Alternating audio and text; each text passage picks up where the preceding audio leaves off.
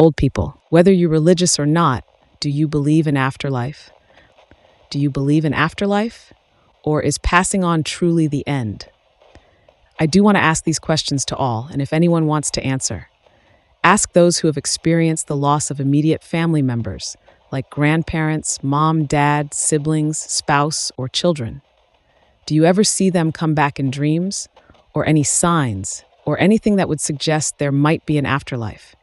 And do you think a person who is nearing the end of their life, while still conscious, might choose to pass away when their loved one is not present, as if they wait for their loved one to leave before taking their last breath? This is what I have been trying to get my husband to understand. His father was almost 90 and in the late stages of pancreatic cancer, which is often associated with the end of life. His dad probably could not control when his body would shut down. Let me explain. The house, condo home, was one he bought for his elderly parents so they could enjoy their later years. His father's final arrangements and gravesite were prepaid by my husband, so his mom wouldn't have to worry about them. His dad was at home receiving hospice care. Doctors had estimated he didn't have much time left, as hospice is often the last step. My husband took unpaid leave from work so he could care for his father during his final 2 months. He didn't let his mom do anything, from assisting with his dad's personal care to feeding him to doing laundry and cooking. It was all my husband. He just wanted his mom to sit there with his dad. I was there too, so I saw the whole thing. That night, after dinner, my husband told his mom to sit with his dad while he washed the dishes and started a load of laundry. He went to the garage to load the washing machine. His father suddenly started gasping for air. It was clear he was about to take his final breaths. His mom panicked and told me to run to the garage to get my husband. I did. I ran to the garage to get my husband. He ran back, but by the time he arrived, his dad had already passed on. The only person who witnessed it was his mother. It was almost as if his father didn't want his son to see those last moments, knowing how deeply my husband would grieve. His dad had already passed, with no more pulse. My husband sat there with his dad for 12 hours, holding him and not wanting to let him go. My mother-in-law and I eventually had no choice but to call hospice so the hospice doctor could officially declare the time of passing. When the funeral staff arrived, they placed a tag on his dad's foot, covered him with a white sheet, and moved him to the funeral van. My mother-in-law was sitting there, crying her eyes out. My husband not only cried, but also followed the funeral van as it drove away, running after it in grief. He started to blame himself. He thought that if he hadn't gone to do the laundry, he could have been there for his dad's final moment. He began to feel that his dad must have been upset with him or felt he hadn't done enough. My husband thinks his dad didn't want him there because of his busy work schedule as a chemical engineer and not spending enough time with his dad before the illness. But the truth is, my husband did so much. He bought a home for his parents, prepaid his dad's funeral, and cared for him during his final months. I believe he did more than enough as a son. It's been a long time since his dad passed on, but my husband hasn't been able to move past it. His mind keeps returning to questions about why his dad didn't allow him to see that moment and whether he could have done better for him. I believe it was just a coincidence, that it was simply the moment his father's time came to an end. It wasn't intentional, and it wasn't a reflection of anything my husband did or didn't do. I don't know if there's an afterlife. I just wish, if there is, his dad would come back to my husband in a dream to give him closure. The reason I ask this is because a few days ago, my husband was crying in his sleep, full-on bawling in deep sleep. When I asked him what he had seen in his dreams, he said he saw his dad, but it wasn't like his dad came back to visit. It was more like flashback images of when his dad was alive and healthy and their family was together. I know this is something my husband has to process on his own. It's his grief. But I guess I just don't feel things as intensely as he does. So I'm trying to understand him better. My wife is a career nurse with almost 40 years of experience. She's told me over and over that when people die quietly, like that, they usually do it when they're alone. It's almost as if they need the privacy to let go. She's seen a lot of people die in that time. She knows. My father died of cancer at home on hospice. I took time off to be with him in the end. I stayed up all night with him twice. The last time, he woke in the night and saw me by his bed. He was too weak to talk, but his eyes said he was ready. So the next night, he was doing agonal breathing, as you describe. I gave him his privacy. I left him alone that night, and in the morning, he had passed. He'd already decided. He was no longer in pain. He was free. I could not begrudge him that. I'd hate to think he ever endured the pain just for me. I let him go. Whether there is an afterlife or not, I think dying is a very personal thing, and most people, in their hearts, want privacy when they are so vulnerable that they are letting go of everything. We, who go on, need to respect that. Obviously, we can't know one way or the other. I'm not religious, but I give myself permission to believe that I will see my loved ones again, because having that hope makes me feel better. What actually happens won't matter, because I'll be dead. I feel the same way. I don't mind if people want to believe in an afterlife as long as they're not trying to control others with it. Our brains are capable of fantastic things, and whether there is an after of some sort, or it's just our brains fabricating dream sequences that ease us into oblivion, I can only hope that one experiences a calm, peaceful exit over a painful and distressing one. As for what I've told my son, I've been honest and said that there is a lot about the universe that I don't know, can't perceive, but I know that if there is something, I couldn't imagine in anything where we don't see each other again. And whether my time is soon or a very long way off, I want him to live the bestest, most love-filled life he can because I'm going to want to hear all the details. The closest I've been to perfect infinity thus far was this past May with the huge geomagnetic storm. The entire sky was lit up with aurora like we were underneath a lava lamp dome. My son and I ran inside, turned off all the lights, grabbed as many blankets as we could, and piled into the hammock for over an hour, just watching it while snuggled together.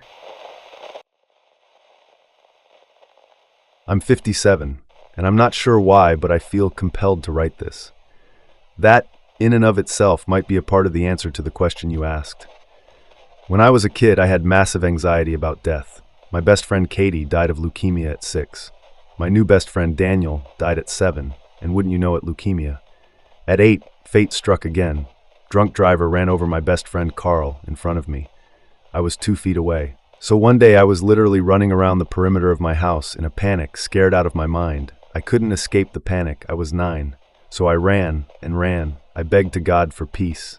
And like a wave, it came. Exhausted and terrified, suddenly peace.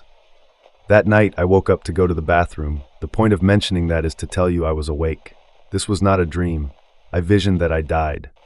Sitting against a tree in the woods, I died. I ended up in front of a man. I assume it was Jesus, but that's a whole other conversation. Aware of his purity, I collapsed on the floor. He picked me up by the shoulders, and I stood before him. He simply asked, "Am I what you have been looking for?" I said, "Yes, Lord." He embraced me. I have never had anxiety again. This isn't about religion, faith, belief, or any other thing. I'm not into conversion. You either believe or you don't. I do. Every day I wake up, I see things. Trees, human minds, birds, flowers, etc. These things did not happen from a galactic explosion. Nature goes from health to decay, no the other way around, I believe. Thank you all for letting me post this. I just read an article about the possibility that people can choose the timing of their death. Doctors, nurses, hospice workers, and the like have witnessed people die as soon as the last child showed up, as soon as someone leaves, like your husband, as soon as they are alone, etc. Fascinating. This is what hospice told us, and as soon as we left my Mael with a caretaker to get a dinner out, we got a call she had died. Friend said family stepped into hall to talk, and while they were out of the room, their mom passed away. Hospice care workers say they see this all the time. So your husband needs to take advantage of any grief counseling they offer, or just discuss his disappointment at not being there with a hospice worker. No, energy is not created or destroyed. It is recycled into the earth and the environment around your corpse. I believe once you're dead, you just don't exist anymore. It's a hard concept to grasp, because you're not ever truly going to know what it's like being dead, because you're dead. Makes the little things in life seem so much less important, makes it easier to get over things. Don't dwell on the small stuff. I'm not sure if I do believe. I think we have an energy that has to go somewhere, but I could be wrong. I'd like to think I'd somehow find my late husband's energy so we could be together again, but that could just be wishful thinking. I believe that, but also a candle flame is energy. Where does it go when you extinguish it? I do not know, but it's something I cannot reconcile with the thought that we live on in energy form. This is my experience. My dad had his second open heart surgery. They phoned us at 8 a.m. and said to rush to the hospital he wasn't going to make it. In a panic, my mom and I rushed to the hospital, meeting my brother and sister. We rushed to the post-op area, and at the door we were met by the hospital social worker, who said that they had just 30 minutes ago turned off my dad's life support after all night, and he was gone. We rushed into his room feeling numb. We all just stood there in shock. My mom sat down on the chair beside his bed.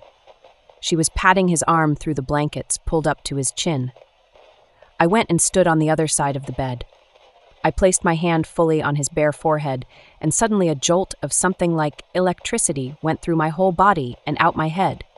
It was so strong I jumped back and interrupted the silence, exclaiming, "What was that?" Now I believe it was his spirit leaving his body. I have no religion and have no explanation, but it was real. The moment you stop breathing is not the actual moment of true death. The brain remains active for a while before the spirit leaves. I don't know where the spirit energy goes, but it is real. I am not religious. I do not believe in an afterlife, but I do believe that our loved ones are not completely gone and can somehow send us messages. My father had died several years ago. My mother was in a nursing home, and we believed she was doing well. One night, when I was asleep, I was woken by a voice filling the room and calling my name. The next night, my mother died. I completely believe my father was letting me know that my mother would be passing. Yes, there is an afterlife. It's also common for someone who's just died to appear to a loved one to demonstrate that. My grandmother saw her recently deceased husband walk through the house, stop and look at her, then go downstairs to his workbench. Years later, the wife of her brother called her after he died and said she came downstairs in the morning and he was sitting at the table he always did, got up, looked at her, then walked out the door to the garden. She wanted to know if she was losing it. My grandmother told her it's something that happens and not to worry. I absolutely believe in an afterlife, and I absolutely believe that people we truly love are never really gone. That said, my dad passed away this year. My best friend, guy who taught me how to play poker and how to shave, who played endless hours with me at Legos and blocks, who pushed me on the swing. Death sucks no matter what you believe. I still want to tell him things every day and forget briefly that he's gone. I was with him to the end. I know he hung on quite a while for me. He told me before he went on hospice that he didn't want to die because he knew how sad I'd be. I absolutely believe I will see him again, in some form or another, that I won't cry anymore one day. Until that day, I will mourn my dad. No, I believe that an afterlife is impossible because sense of self is so dependent on a living brain that's awake and aware. I occasionally have a dream about a deceased family member, but it doesn't seem like it's really them. They usually behave in uncharacteristic ways compared to the living person I once knew. I believe in an afterlife, for sure. My dad, who passed away 8 years ago, has come to me in dreams and given me answers to questions I've had. I believe in an afterlife. People are energy, and it can change but not be destroyed. I also believe in the soul. I've dreamed about my family, and it just felt like a dream. I've had others I'd have sworn were more real, like a visitation. My grandfather came to me in a dream, and my mama has. I dream about my daddy a lot, but they just feel like dreams so far. I sat at my mom's bedside constantly at the end, and as soon as I left to make a sandwich, she died. I'm really emotional and think she didn't want me to see her go. I told Daddy he didn't have to fight anymore and he could go, and he was gone shortly after. I think your father-in-law spared his son that painful end as an act of love, not as rejection. I hope he finds some peace. Not the way people imagine it. No walking in beautiful meadows with flowers and light warm breezes. No walking down streets paved in gold. Perhaps a different type of awareness. Who knows? Probably nothing. So funny you should say that. When I had COVID, my brother had died a year or so before. Also, my dog died. I can't tell you how much I loved them both. With COVID, I thought I was going to die and was almost sure of it. One night, I had a vision or dream. I could see everything in color. My brother and my dog were in a big meadow, the sun was shining, there were yellow and white flowers everywhere, my favorite color in flowers, and they were both smiling, even the dog. They said that they were so happy and where they were was beautiful, and that they were fine. Most beautiful, peaceful dream I have ever experienced, and I will always remember it. No, I think you die and that's it. I think the afterlife is made up to comfort people. Not at all. It's very difficult to think of not being here, but that's really all it is. We want to believe that our self goes on and can't end to the point where we want to believe it so badly we've built many religions around that belief. But other than one can wrestle out through confirmation bias, there's no reason to think we keep going once our body stops. And that's okay. I watch a lot of near-death experiences on YouTube. I've also seen my mother. She had been dead 5 years earlier. I've also had a few experiences with the afterlife. So yes, definitely. I'm not religious as the Bible is man-made, but I am spiritual and believe in a source creator. I buy the Vedanta view that we're all going through thousands, if not millions, of lifetimes as we make our way from the Godhead out and round and back up to the Godhead once again. Sometimes I find the notion comforting, sometimes I find it terrifying. But in either case, it rings true to me. I am a believer, and the afterlife does not bother me. My dad was on hospice in the home, and we had a nurse that would come in daily to do some of the caregiving. But my mom, sister, and I did much of the care. One day toward the end, we were taking care of him, and he spoke his last words. I remember that well. A day or so later, we took care of him, and my mom and sister decided to go get a coffee. I stayed with him. After they were gone, I went in the kitchen to get me some water to drink. I walked back in, and I could tell he was gone. It didn't bother me because I knew he was no longer suffering. I also knew where his soul was. I have seen videos on YouTube of nurses who work in hospice telling about some of the people who have passed. One thing that comes to mind is not my dad passing, was when I found a guy who had a heart attack and died on the job. It doesn't bother me, but does come back to my memory. It might help your husband to see a minister or a counselor. Another thought that might help is on YouTube. There are several people who are able to communicate with family who have passed away and receive a message. I do believe in some form of afterlife, and my own personal experiences confirm that the spirits of our loved ones continue to exist in one realm or another. I've seen this with my father and my first wife. The presence of their spirits became quite evident immediately after they had passed. My wife continued to make her presence known both to myself and to her sister even after 5 years of having passed. Please understand that I am a very rational individual who, for years, lived by the premise that if it was not made fact by virtue of academics, then it simply did not exist.